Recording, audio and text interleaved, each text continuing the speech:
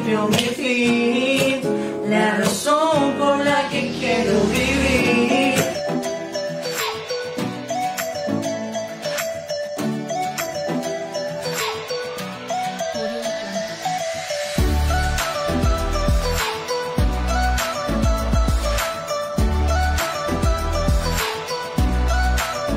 Un saludo muy especial para todas las personas que son desafiantes, las personas que son dispuestos y disponibles a seguir las enseñanzas de aquel que nos llamó de tiniebla a su luz admirable.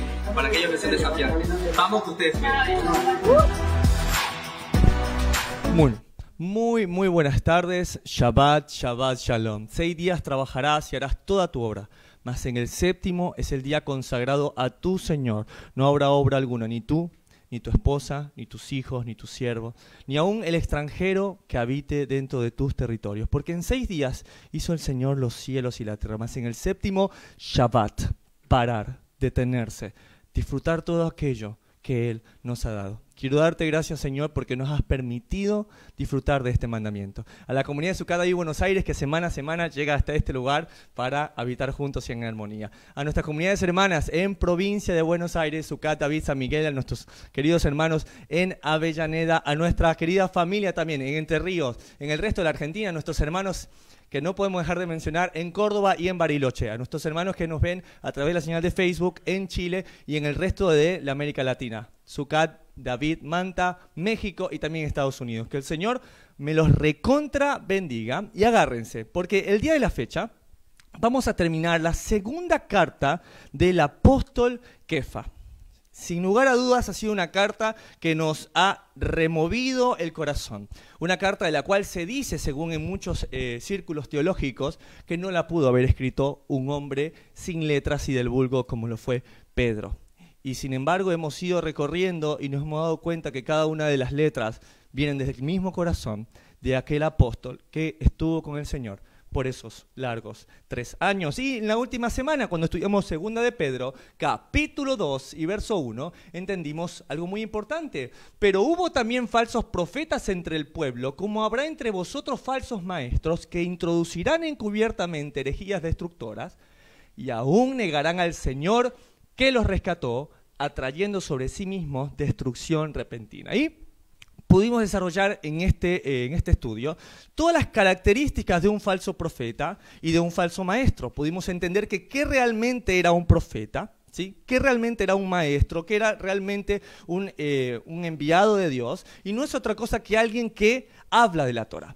Un profeta, como lo enseñaba Segunda de Pedro, no habla con interpretación propia, sino que lo único que hace es citar la Torá. Daniel en el exilio citó la Torá cuando dice: si no te arrepientes, 7 veces más vendrá sobre ti mi castigo. Y él decía: tenemos 70 años en Babilonia, se viene por 7. ¿Qué hacía Jeremías? ¿Qué hacía Isaías? Palabras propias, en ningún momento, simplemente citaba la Torá en Deuteronomio cuando decían todas las maldiciones que sobrevendrían a una nación que no obedeciera el pacto del Señor. ¿Qué hacía el mismo Mesías?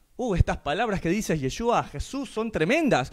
No, nada de lo que yo digo es de mi boca, sino lo que escuché a mi Padre decir, y no hago nada que no haya visto a mi Padre hacer. En múltiples ocasiones quisieron apedrearlo, queriendo buscar alguna excusa de que rompiese la ley, y no la encontraron. Entonces, ¿qué es realmente un profeta? Simplemente es un hombre que cita la Torá, cita los mandamientos. Eso es realmente lo que es un verdadero profeta. Y decía que aún negarán al Señor que los rescató, atrayendo sobre sí mismo destrucción repentina. Y entendimos lo que decía Mateo 7. Muchos en aquel día me dirán: Señor, Señor, ¿no hicimos en tu nombre milagros, echamos fuera demonios, profetizamos en tu nombre? 3 cosas muy importantes y que son el pilar fundamental muchas veces de un culto religioso. Profetizar en el nombre del Mesías, sacar fuera demonios y hacer milagros. Y el mismo Mesías lo dice: yo les diré, no los conozco, apártense de mí, hacedores de maldad. Y entendimos que la palabra maldad es la palabra griega anomía, que significa transgresor de la ley. Ahora, si uno entiende el mensaje no diluido de la palabra, uno entiende realmente qué es un verdadero profeta, qué es un maestro de la Escritura. Y uno puede entender cuando, por ejemplo, estudiamos en su momento un poco de historia. Acompáñenme, por favor, a leer este hermoso comentario del célebre escritor Chesterton, con versos del protestantismo a la fe católica, que Martín Lutero era propenso, dice, a irracionales ataques de furia, durante uno de los cuales arrancó de la Biblia la epístola de Santiago. La fe sin obras es muerta. Ese también fue el momento que más le enojó. El propio Lutero reconoce su posición al respecto en el prólogo del Nuevo Testamento en su Biblia de septiembre, y pongan mucha atención su cat David. Hay que distinguir entre libros y libros, está hablando Martín Lutero. Los mejores son el Evangelio de Juan y las epístolas de Pablo, especialmente Romanos, Gálatas, Efesios y la primera epístola de Pedro. Atención, la segunda no es su favorita. Estos son libros que manifiestan a Cristo y te enseñan todo lo que necesitas para la salvación, aunque no conozcas ningún otro tipo de libro. La epístola de Santiago delante de estas no es más que paja, pues no presenta ningún carácter evangélico, y esto lo dijo en el prólogo del Nuevo Testamento. No importa que no estudies toda la Biblia, tú estudiate esto de Pablo, estudiate la primera de Pedro, no te estudies la segunda, pero algo se le está olvidando a Martín Lutero, y está en Salmos capítulo 119 y verso 160. La suma de tu palabra es la verdad. La verdad no está en Génesis, la verdad no está en Éxodo, la verdad no está en Apocalipsis, no está en las cartas de Pablo. La verdad está en la suma de todas sus palabras. La palabra de Dios no se contradice, la palabra de Dios es armónicamente perfecta. Y si hay algo que se está contradiciendo, tenemos que analizar si no es nuestro pensamiento y nuestra mala interpretación lo que está haciéndonos pensar que la ley del Señor no es perfecta. Ahora sí, acompáñenme por favor a 2 de Pedro, capítulo 3 y verso 1. Empieza escribiendo el apóstol Pablo, el apóstol Pedro. Amados, esta es la segunda carta que os escribo. Y en ambas despierto con exhortación vuestro limpio entendimiento, para que tengáis memoria de las palabras que antes han sido dichas por los santos profetas y del mandamiento del Señor y Salvador dado por vuestros apóstoles. Empieza a hablar del tema que ya él dijo en el capítulo 2. Empieza a dar cuáles son las características de un profeta, cuáles son las características del apóstol. Y yo les quise señalar aquí que dice, tengáis memoria.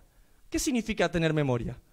Recordar algo que pasó, ¿sí? Algo que ya pasó. Los apóstoles ya vinieron, ya fueron parte del fundamento. Los profetas ya vinieron, fueron parte del fundamento, ¿sí? Son las bases de todo lo que el Señor vino a construir después. Pero fue algo que tenemos que tener memoria. Los profetas ya pasaron. ¿Podemos profetizar? Sí, se puede profetizar en el aspecto de yo puedo recordar la palabra de Dios, yo puedo exhortar con los mandamientos, pero Él ya puso fundamento a los profetas y a los apóstoles. Y si no me creen, vengan por favor conmigo a Efesios capítulo 2 y verso 19. El apóstol Pablo dice al pueblo de Éfeso, así que ya no sois extranjeros, ¿sí? Gentiles, advenedizos, ciudadanos de segundo rango, arrimados, sino conciudadanos de los santos y miembros de la familia de Dios, edificados sobre el fundamento de los apóstoles y profetas, siendo la principal piedra del ángulo Jesucristo mismo, Yeshua. Entonces, el fundamento, lo que está abajo cuando yo voy a construir, son los apóstoles y los profetas. Imagínense nosotros ahora en el piso 21, 21 generaciones después, 21 siglos después, que yo les diga, muchachos, ¿viste que estamos viendo el piso 21? Bueno, ahora no, ahora voy a cambiar el fundamento de las bases. ¿Ustedes qué me van a decir? Lincoln, ¿estás loco? ¿Cómo vas a cambiar algo que es el fundamento de esto? Bueno, nosotros estamos en el piso 21. Nosotros no podemos construir, no podemos quitar lo que el fundamento de la palabra dice, lo hicieron los apóstoles y los profetas. Entonces, en el verso 3 de 2 de Pedro 3 dice, sabiendo primero esto, que en los postreros días vendrán burladores, andando según sus propias concupiscencias, según sus propias inclinaciones al mal, diciendo, ¿dónde está la promesa de su advenimiento? Porque desde el día en que los padres durmieron, los padres Abraham, Isaac y Jacob, todas las cosas permanecen así como desde el principio de la creación. Verso 5. Estos ignoran voluntariamente que en el tiempo antiguo fueron hechas por las palabras de Dios los cielos y también la tierra, que proviene del agua y por el agua subsiste. Por lo cual el mundo de entonces pereció anegado en agua. ¿Qué les recuerda esto? Un hombre recibe la voz de Dios que le dice, te he encontrado justo delante de mí. Esta generación va a pasar, yo he de venir juicio sobre esta y voy a traer agua. Noé, ¿sí? Termina esto, vienen estas 8 personas y el Señor dice, nunca más destruiré la tierra con agua. ¿Cuál será la señal? El arco iris. Cada vez que vemos el arco iris, Señor, tú nunca más vas a destruir a esta generación con agua. Pero, ¿qué historia de la Biblia les recuerda? Una generación perversa como los tiempos de Noé, que se daban por casar y en casamiento. Así es, Sodoma y Gomorra. Claro, el Señor dijo con agua no, pero con fuego nunca lo dijo tampoco. Y es justamente lo que va a empezar a desplegar Pedro en el estudio del día, de la fecha. Vayan conmigo a 2 de Tesalonicenses, capítulo 2. ¿Qué hay de esta venida de la cual está hablando el apóstol Pedro? Miren qué dice Pablo, verso 1 de 2 de Tesalonicenses 2. Pero con respecto a la venida de nuestro Señor Jesucristo y nuestra reunión con Él, os rogamos, hermanos, que no os dejéis mover fácilmente de vuestro modo de pensar. Ni os conturbéis ni por espíritu, ni por palabra, ni por carta como si fuera nuestra, en el sentido de que el día del Señor está cerca. Dice aquí que ni por carta como si fuera nuestra. Y vemos religiones, denominaciones que se han formado porque dicen, no, yo estaba sentado y vino un ángel y me habló y me dijo que yo tenía que crear este libro y tenía que hacer un montón de cosas, pero el mismo apóstol Pablo está diciendo, ni aunque yo mismo venga y te diga algo en contra, ni aún eso creas, ni aún un ángel, ni aún no lo creas. Verso 3, nadie os engañe en ninguna manera, porque no vendrá sin que antes venga la apostasía y se manifieste el hombre de pecado, el hijo de perdición. Un hombre de pecado. Una palabra tan ambigua, una palabra que se nos enseñó que era errar al blanco, que era lo que lastimaba a mi hermano, que era cualquier otra cosa. Pero realmente, ¿qué dice la palabra en 1 de Juan, capítulo 3 y verso 4? Todo aquel que comete pecado infringe también la ley. Pues el pecado es infracción de la ley. Tan fácil, tan sencillo. Me dijo alguien una vez, tiene que estar en el Antiguo Testamento lo que me estás leyendo. No, le digo, es 1 de Juan, es el Nuevo Testamento. ¿Sí? Aún mucho tiempo después de la muerte del Mesías, el concepto de pecado sigue inamovible y es clarísimo, infringir la ley del Señor. Amén. Por favor, sigamos leyendo 2 Tesalonicenses 2, verso 4, el cual se opone y se levanta contra todo, lo que se llama Dios o es objeto de culto, está hablando de este inicuo, tanto que se sienta en el templo de Dios como Dios, haciéndose pasar por Dios. ¿No os acordáis que cuando yo estaba todavía con vosotros os decía esto? Y ahora vosotros sabéis lo que lo detiene, a fin de que a su debido tiempo se manifieste. Es exactamente lo mismo que el Mesías hablaba en Mateo capítulo 24, cuando decía que eran las señales del fin. Ahora, si nosotros no conocemos la historia, estamos condenados a repetirla. Mateo 24 dice, cuando vean en el lugar santísimo la abominación desoladora del cual habló el profeta Daniel, el que lea entienda. Entonces, si el final de los tiempos, según Tesalonicenses y según nuestro Mesías, es tan importante conocer la historia y conocer los libros de los profetas, es muy importante entenderlo. ¿Por qué? ¿Qué pasó en el tiempo del profeta, lo que profetizó el profeta Daniel? Se cumplió con el reino seleucida, con un hombre llamado Antíoco IV Epifanes, ¿sí? Que allanó el templo, ¿sí? Que mete la imagen de un Zeus olímpico y hace un sacrificio con una puerca, con una cerda, en el templo, la abominación desoladora. Y es muy interesante porque la imagen del Zeus olímpico es prácticamente la misma imagen greco-romanizada que se nos ha comercializado del Mesías de Israel. Es prácticamente la misma. Eso nos hace pensar si al final de los tiempos la abominación desoladora tal vez no será una imagen, sino tal vez un hombre con las características, tal vez con el mismo vestimenta o vestuario que nos vendió Hollywood, que nos vendió la religión grecorromana, ¿sí? Y con el discurso que tal vez a todos convencería, y es, yo vine a abolir la ley. Ahora lo importante es el amor, ahora lo importante es que todos los animales son puros, ahora podemos sacrificar una puerca para comerla, ahora lo podemos hacer todo. Y esto lo va a ir desarrollando muy interesantemente el apóstol Pedro. Continuamos un poco más adelante. Pablo continúa diciendo en 2 Tesalonicenses 2, verso 7, porque ya está en acción el misterio de la iniquidad. Solo que hay quien al presente lo detiene hasta que él a su vez se ha quitado de en medio, verso 8. Entonces se manifestará aquel inicuo a quien el Señor matará con el espíritu de su boca. Dice que de su boca sale una espada de 2 filos que es más cortante que nada. Su palabra. A quien el Señor matará con el espíritu de su boca y destruirá con el resplandor de su venida. 9. Inicuo cuyo advenimiento es por obra de Satanás, con gran poder y señales y prodigios mentirosos. Va a haber prodigios, sí, hermano. ¿Va a haber señales?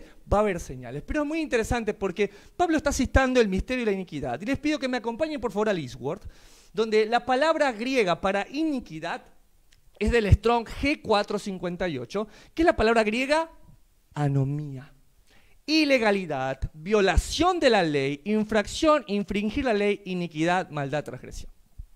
Más claro, imposible. Aún desde los tiempos de Pablo, aún desde los tiempos de los apóstoles, había esta calumnia que se le daba a Pablo, de que él no guardaba la ley, y ya lo hemos estudiado en innumerables condiciones de veces, como el mismo Jacobo, hermano del Señor, le ofrece un acto público a Pablo y le dice, ve y rasúrate la cabeza con estos otros hombres que hicieron el pacto nazario que cumple el número 16, y que así todos vean que tú andas guardando la ley. Iniquidad, no lo olvidemos, anomía, romper la ley. Verso 10, y con todo engaño de iniquidad para los que se pierden, por cuanto no recibieron el amor de la verdad. ¿Qué es verdad su cada día Buenos Aires? La suma de su palabra es la verdad. Para ser salvos, por esto Dios les envía, Dios envía el poder engañoso, para que crean la mentira, a fin de que sean condenados todos los que no creyeron la verdad, sino que se complacieron en la injusticia. Dios va a permitir señales y prodigios fantásticos. ¿Se acuerdan cuando estudiamos también el libro de Deuteronomio capítulo 13, cuando dice, ¿qué pasa si dentro de ustedes se levanta un profeta y las señales se cumplen? Pero quieren apartar su corazón del Dios verdadero. El tal profeta muera. No son las señales, no son los prodigios, sino la obediencia a la palabra del Eterno. Como lo dice Juan 17:17, santifícalos en tu verdad, tu palabra es verdad. ¿Quién dijo esto? Yeshua, el Mesías, Jesucristo de Nazaret. Dijo, tu palabra es verdad. ¿Qué era la palabra para Jesús? ¿Era Apocalipsis? ¿La palabra para Jesús eran las cartas de Pablo? ¿Para Jesús la palabra eran los evangelios? Para Jesús la palabra era Génesis, Éxodo, Levítico, Deuteronomio, Números y los libros de los profetas. Verso 7 de 2 Pedro 3, pero los cielos y la tierra que existen ahora están reservados por la misma palabra, guardados para el fuego en el día del juicio de la perdición de los hombres impíos. Impíos, una palabra que es un sinónimo de anomía. Mas, oh amados, no ignoréis esto, que para con el Señor un día es como 1000 años, y 1000 años es como un día. ¿De dónde saca el apóstol Pedro esto? ¿Se lo sacó de la manga? Pedro nos estás iluminando. ¿O simplemente Pedro está citando Oseas capítulo 3 y verso 3? Está hablando de Oseas y Gomer. Oseas, un hombre consagrado a Dios, que le pide que se case con una mujer adúltera que se llama Gomer. Dios quería ejemplificar en Oseas y en Gomer a él y a Israel. Que a pesar de que Gomer se iba con amantes, que a pesar de que Israel era igual, Dios siempre la amaba. Y Dios siempre estaba por ella y la iba a rescatar. Verso 3, y le dije, tú serás mía durante muchos días. No fornicarás, ni tomarás otro varón. Lo mismo haré yo contigo. 4, porque muchos días estarán los hijos de Israel sin rey, sin príncipe, sin sacrificio, sin estatua, sin efod, sin terafines, sin ídolos. Verso 5. Después volverán los hijos de Israel y buscarán al Señor su Dios y David su rey y temerán al Señor y a su bondad en el fin de los días. Atención, Sucata y Buenos Aires. Oseas nos va a decir cómo es el final de los días. Un poco más adelante, en Oseas capítulo 6 y verso 1. Venid y volvamos al Señor. Porque Él arrebató y nos curará, hirió y nos vendará. Nos dará vida después de 2 días y en el tercer día nos resucitará y viviremos delante de Él, y conoceremos y proseguiremos en conocer al Señor, como el alba está dispuesta a su salida, y vendrá a nosotros como la lluvia tardía y temprana a la tierra. 1 año, 1000 años como un día, y un día como 1000 años. ¡Wow! Impresionante. Ahí uno entiende, wow, o sea, Jesús no es solamente murió 3 días. No, mira lo que está diciendo Oseas. Nos dará vida después de 2 días. Y es muy interesante. Porque sí es verdad que a veces hay esa diferencia de años, que tal vez no estamos viviendo justamente el año, pero algo que estamos seguros es que estamos viviendo este segundo día, este segundo milenio. Y es muy interesante porque dice que después de 2 días, después de 2000 años, después de 2 milenios nos dará vida. Y es interesante porque hemos podido ser testigos de esto. Testigos de que dio vida a una nación de un momento a otro. Es como que un día yo me amanezca acá en Argentina y me dicen que los mapuches tomaron el control de la Argentina nuevamente. Una tribu que es una tribu aborigen de hace muchos años. Va a decir Lincoln, es una locura lo que me está diciendo. Los mapuches no pueden venir a reinar otra vez a Argentina. Es lo que pasó con Israel. Un pueblo que de un momento a otro nació. Y no es coincidencia que viene el despertar de las raíces hebreas también. ¿Quieres decirle en 1948? ¿Quieres decirle en 1967? Dilo como quiera. Pero este es el milenio que está cumpliendo esta profecía. Verso 9 de 2 de Pedro 3. El Señor no retarda su promesa. Según algunos la tienen por tardanza, sino que es paciente para con nosotros, no queriendo que ninguno perezca, sino que todos procedan al arrepentimiento. Al arrepentimiento. Y es que si llamar a la plenitud de los gentiles lleva tiempo. Verso 10, pero el día del Señor vendrá como ladrón de la noche. Famosísima frase. En el cual los cielos pasarán con gran estruendo y los elementos ardiendo serán deshechos. Y la tierra y las obras que hay en ella serán quemadas. ¿Cuántos escucharon esto del ladrón de la noche? Oh, va a venir como ladrón de la noche. Entonces todo el mundo preocupado y la gente dice, no, pero es que no sabemos en qué momento va a venir el Mesías. Pero acompáñenme por favor a 1 de Tesalonicenses, capítulo 5 y verso 1. El apóstol Pablo escribe lo siguiente. Pero acerca de los tiempos y de las ocasiones, no tenéis necesidad, hermano, de que yo os escriba. 2, porque vosotros sabéis perfectamente, exactamente, que el día del Señor vendrá así como ladrón en la noche, que cuando digan paz y seguridad, entonces vendrá sobre ellos destrucción repentina, como los dolores de la mujer encinta, y no escaparán. Verso 4, mas vosotros, hermanos, no estáis en tiniebla, tenéis la Torá, tienes ahí el conocimiento, la ciencia, para que aquel día os sorprenda como ladrón. Porque todos vosotros sois hijos de luz e hijos del día, no somos de la noche ni de las tinieblas.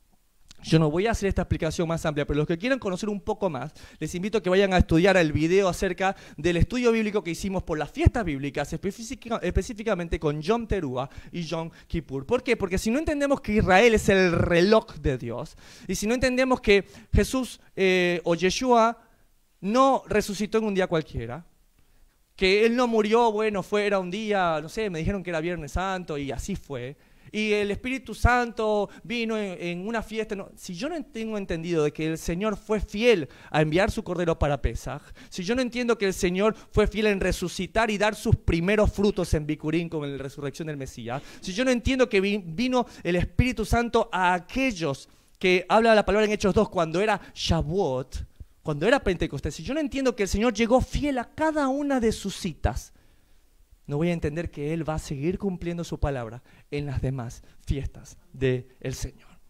Verso 11 de 2 de Pedro 3, puesto que todas estas cosas han de ser desechas, ¿cómo no debéis vosotros andar en santa y piadosa manera de vivir? ¿Cómo dice? ¿Cómo no debéis vosotros andar en santa y piadosa manera de vivir? Y yo les quise traer este ejemplo. ¿Sí?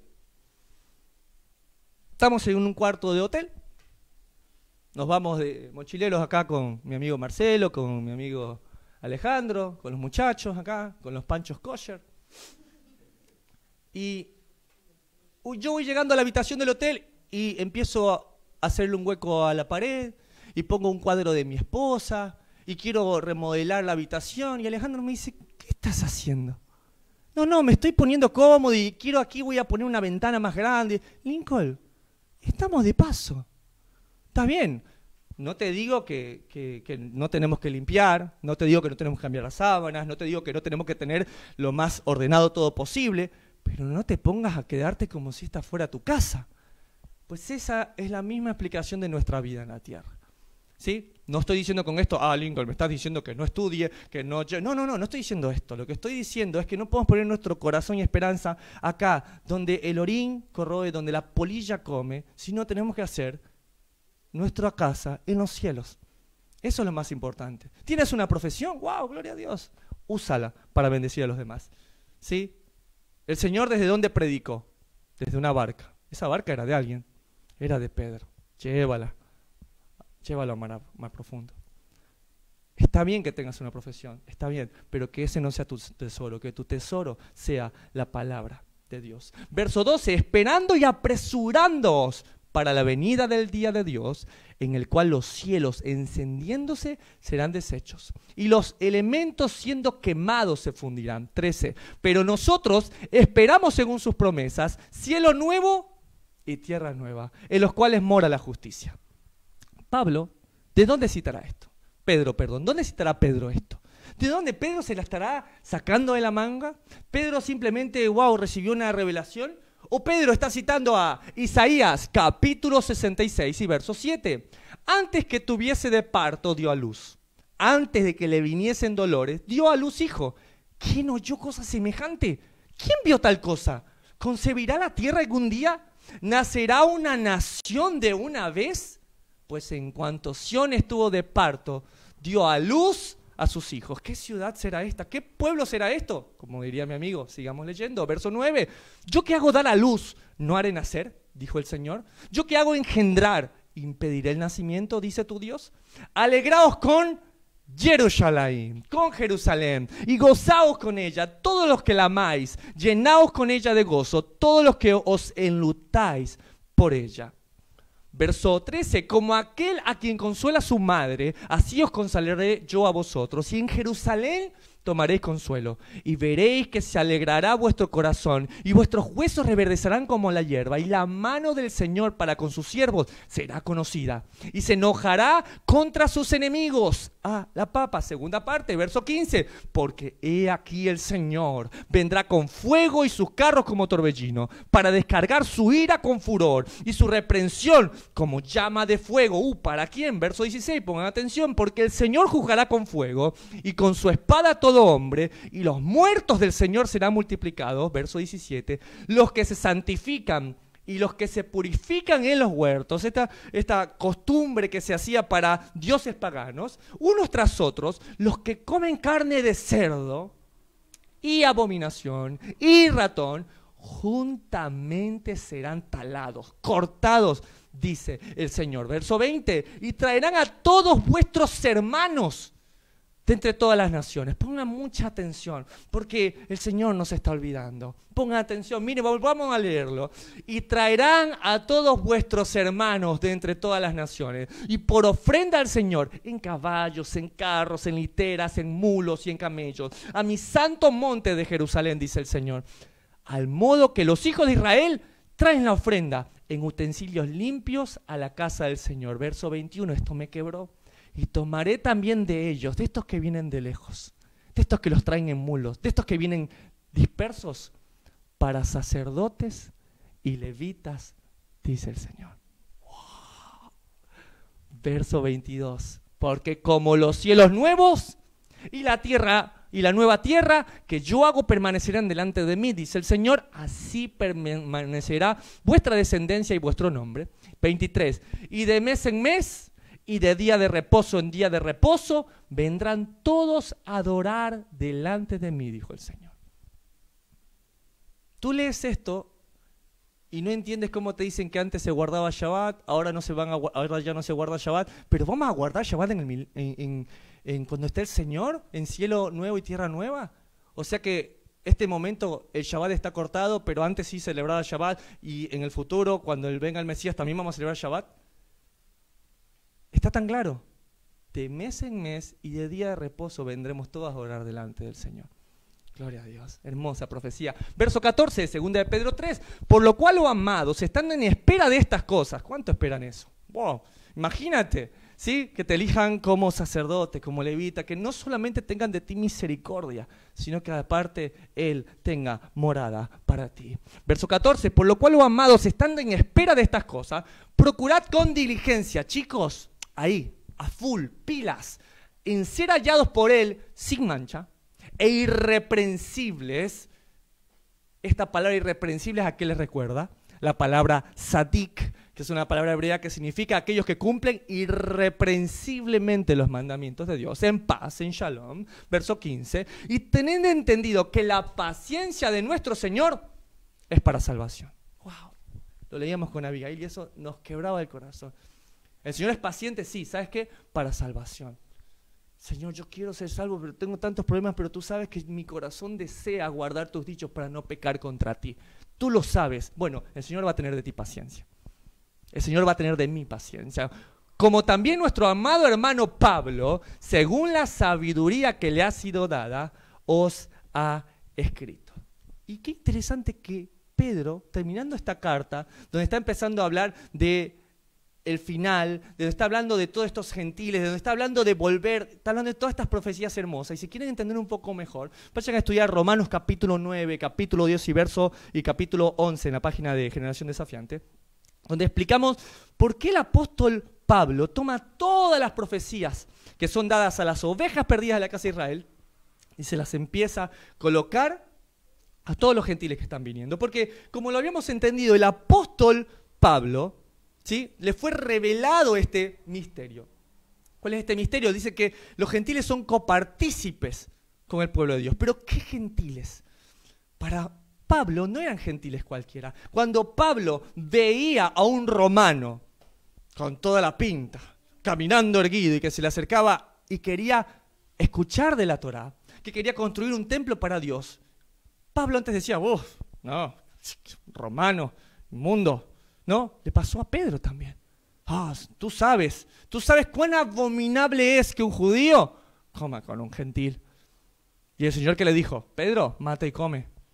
No le está hablando de comida, le está diciendo, tú ves como si fuera inmundo, tú lo ves que habla como cerdo, se comporta como un animal y hasta huele como él. Pero ¿sabes qué? No llames inmundo lo que yo ya santifiqué. Esto es el misterio que Pablo ve. Pablo entiende que toda esta nación que está volviendo no son otra cosa que ovejas perdidas de la casa de Israel. Y él lo va a decir en Hechos, capítulo 26 y versos 6 al 8. Y ahora por la esperanza de la promesa que hizo Dios a nuestro Padre, soy llamado a juicio. Promesa cuyo cumplimiento espera que han de alcanzar nuestras 12 tribus. Ahí está. Sirviendo constantemente a Dios de día y de noche. Por esta esperanza, oh rey Agripa, soy acusado por los judíos. Que se juzga entre vosotros, cosa increíble, que Dios resucite a los muertos. Pablo entendió que no solamente era Judá y Benjamín. Pablo no entendió y recordó esto. En el año 931, Roboam, hijo de Salomón, se divide todo esto. Él dijo, estos que están volviendo no son gentiles cualquiera, no son romanos, no son griegos, no, estos son las ovejas perdidas de la casa de Israel que están volviendo. Pero continuamos leyendo, dice, toma ahora un palo y escribe en él para Judá. Toma otro palo y escribe en él para José, palo de Efraín, 2 casas. Júntalos luego el uno con el otro, para que sean uno solo en tu mano. Y cuando te pregunten diciendo, ¿no nos enseñarás qué te propones con eso? Miren lo que le dirá según Ezequiel. Yo tomo a los hijos de Israel, Judá y Efraín, 2 casas, de entre las naciones a las cuales fueron, y los recogeré de todas partes, y los traeré a su tierra, y los haré una sola nación, y un rey será sobre todos ellos, y nunca más serán 2 naciones, ni nunca más serán divididos en 2 reinos. Yo soy el Dios de Israel. Él quitó la barrera de división que existía, y de ambos pueblos hizo uno. Apocalipsis 14:12. ¿Quién es el pueblo de Dios? Aquellos que guardan los mandamientos de Dios y no han negado el nombre del Mesías de Israel. Estamos terminando, verso 16 de 2 de Pedro 3.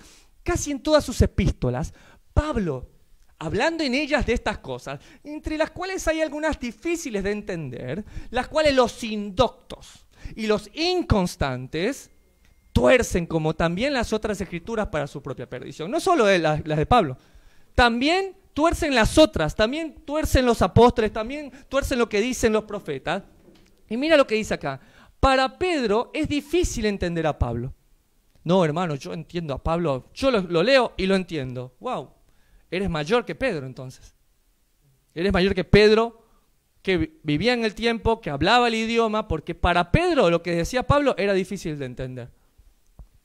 Y los indoctos y los inconstantes los tuercen. Un inconstante, alguien que no está perennemente estudiando la palabra. ¿Pero qué es un indocto? ¿Qué es alguien indocto? Y uno podría decir, no, docto, doctrina, docto, aprende. No, vamos al mejor diccionario de todos. ¿Cuál es?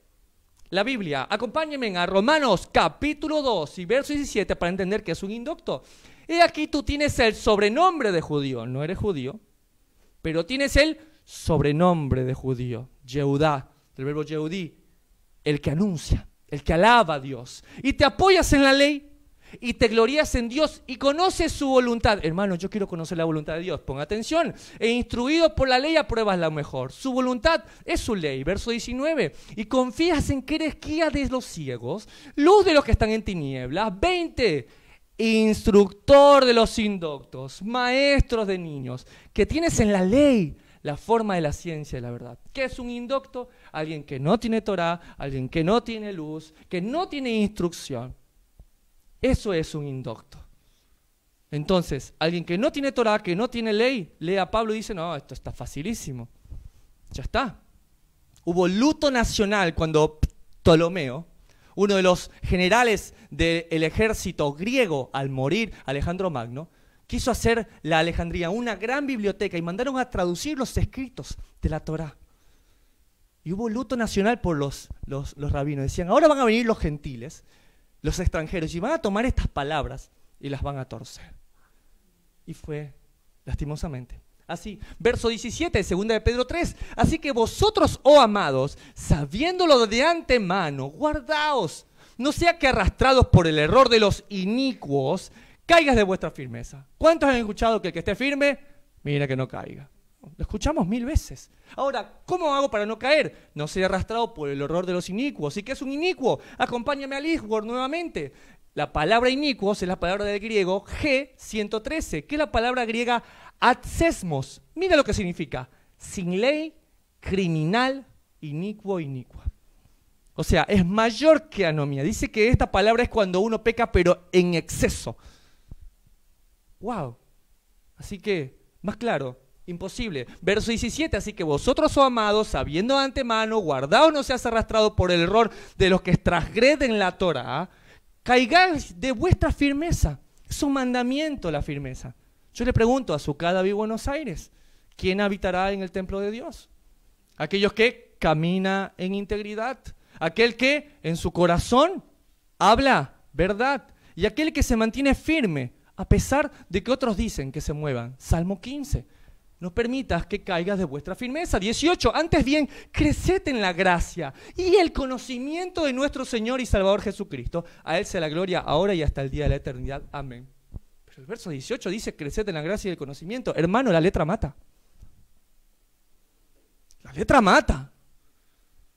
¿Cuántos de nosotros cuando terminamos un estudio bíblico sale diciendo, ay no, esto fue terrible, no, cómo me mata la letra? Dice, creced en la gracia y en el conocimiento. ¿Cómo puedes hacer para crecer en la gracia? ¿Sabes cómo? Con conocimiento. Uno llega y dice, Él me amó, yo sé que murió por mí. Pero cuando conoces la perfecta ley, ¿y sabes cuántas veces la has roto? ¿Sabes qué pasa en ti? Tú dices, Señor, yo necesito un Salvador. Veo que es perfecta, veo que es justa, veo que es espiritual, que es celestial y que es eterna. Yo no puedo. Pero ¿sabes qué? Tengo a alguien. Tengo a alguien que me puede dar la correcta alajá, la correcta interpretación. Tengo uno que vivió y me demostró que yo puedo vivir así. Tengo uno que está dispuesto en el Calvario constantemente a lavar mi culpa y apartarme del pecado. Yo tengo a ese Mesías. Ahora, ¿por qué es importante el conocimiento? Porque te permite tener una mayor idea de lo que es la gracia de Dios. Ahí lo entiendes. Y muchos escuchamos esto, ¿o no? Oseas capítulo 4 y verso 6 dice, mi pueblo fue destruido porque faltó conocimiento. No dice que no tenía, dice que le faltó conocimiento de la palabra de Dios. Estas semanas estuvimos hablando de este tema. Y mi pregunta fue sencilla, ¿leíste alguna vez lo que seguía? Me dijo, no, leámoslo juntos, como diría mi amigo José. Acompáñenme a Oseas capítulo 4 y verso 6, pero completo. Mi pueblo fue destruido porque le faltó conocimiento, por cuanto desechaste el conocimiento, yo te echaré del sacerdocio, y porque olvidaste la ley de tu Dios, también yo me olvidaré de tus hijos. ¿Cuántas veces recitamos esto? El pueblo fue destruido porque le faltó conocimiento. Sí, Señor, dame más conocimiento. Sí, pero la ley mata. Sí, la ley. La ley del pecado y de la muerte que cita Pablo. Claro, es así. La ley de los miembros que te lleva cautivo. Sí, de esa nos vino a ser libres. Juegos de palabras, simplemente. La ley del Señor es perfecta, que cambia el alma, los pensamientos del Señor. Sus juicios son justos. Hacen al que es tonto, al que es necio, lo hacen sabio. Porque te olvidaste de la ley de tu Dios, también yo me olvidaré de tus hijos. Si uno se asusta, yo quiero que mis hijos vivan en bendición. Wow, ahora entiendo por qué el mundo está como está. Porque a causa de que nos olvidamos la ley de nuestro Dios, Él se olvidará de sus hijos. Ahora, esto tiene que traer en nosotros alegrías, porque alguien me dijo una vez, Lincoln, no me das ninguna buena noticia. O sea, porque yo me sentía, bueno, ya no hay ley, entonces como que es más fácil. Pero ahora tú me dices esto, que sí, que ahora ya no quería esto y ahora me dices que hay más cosas y no me está dando una buena noticia, pero realmente los jóvenes me podrán entender. Yo le digo a Nimi o a Marcos, le digo, Nimi y Marcos, les conseguí una beca para ir a estudiar a la universidad, a la mejor universidad del mundo, allá en, no sé, Europa. ¿Ustedes cómo estarían? Ay, no, qué mal Lincoln. Uy, no, qué mala onda. ¿O cómo estarían? Felices, wow, Señor, increíble, una beca para... Bueno, el Rey de Reyes y el Señor de Señores, sus mandamientos, su palabra del cielo directamente la ha traído cerca de nosotros. No la dejó arriba, no la dejó en el fondo de la tierra, en el profundo del mar, dice que la puso cerca de nosotros, para que nosotros la guardemos. ¿Qué mejor que eso? ¿Qué mejor beca de conocimiento que ser instruido por aquel Señor que nos creó? ¿Qué mejor que tener un manual de instrucciones? Yo creo que me hubiera ido mejor en la vida cuando quisimos construir si hubiéramos tenido un manual de instrucciones, si hubiéramos tenido una idea. Y a veces uno llega, no sé si he comprado esos muebles que se arman con una hojita, que la parte A va con la parte B, la parte C y con la parte D, y uno dice, no, yo puedo armarla solo. Y después 2 horas después, Maru, ¿dónde está la hojita? ¿Dónde está la hojita? ¿Sí? ¿Sabes qué? ¿Sabes qué? Este manual, esta palabra da vida, esta palabra te puede cambiar. ¿Por qué mi vida no ha cambiado si yo levanté mis manos, acepté al Mesías? ¿Por qué? Porque al mensaje le quitaron lo más importante. Le quitaron la ley del Señor que es perfecta, la que cambia el alma. Sus mandamientos te hacen libertad. Como dijo David, y andaré en libertad porque he guardado tus mandamientos. Eso es libertad. Amén, amén, amén. Quiero darte gracias, Señor, por el estudio de Segunda de Pedro, por esta hermosa carta. Gracias, Señor, por tus mandamientos y por tu bondad. Gracias, Señor, por la comunidad de Sucada y Buenos Aires que semana a semana llega a este lugar. A nuestras comunidades hermanas de Sucada, David, San Miguel, que los extrañamos. A nuestros amigos en Avellaneda, a toda esta familia hermosa en Córdoba, Bariloche, Córdoba, nuestros hermanos en Rosario. Les amamos muchísimo. Nuestros hermanos aquí cruzando la frontera en Chile, Costa Rica, Guatemala, Sucada, Manta, México, Estados Unidos. Sepan que estamos dispersos, pero Él nos está volviendo a juntar. Amén. Nos vemos la próxima semana para seguir estudiando la palabra del Señor, que es perfecta. Shabbat, Shabbat Shalom.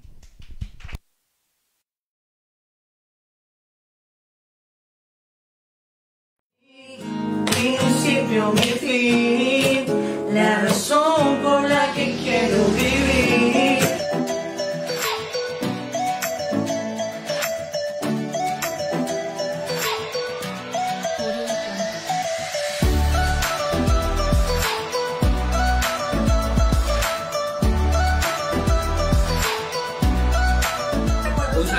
especial para todas las personas que son desafiantes, las personas que son dispuestos y disponibles a seguir las enseñanzas de aquel que nos llamó de tinieblas a su luz admirable.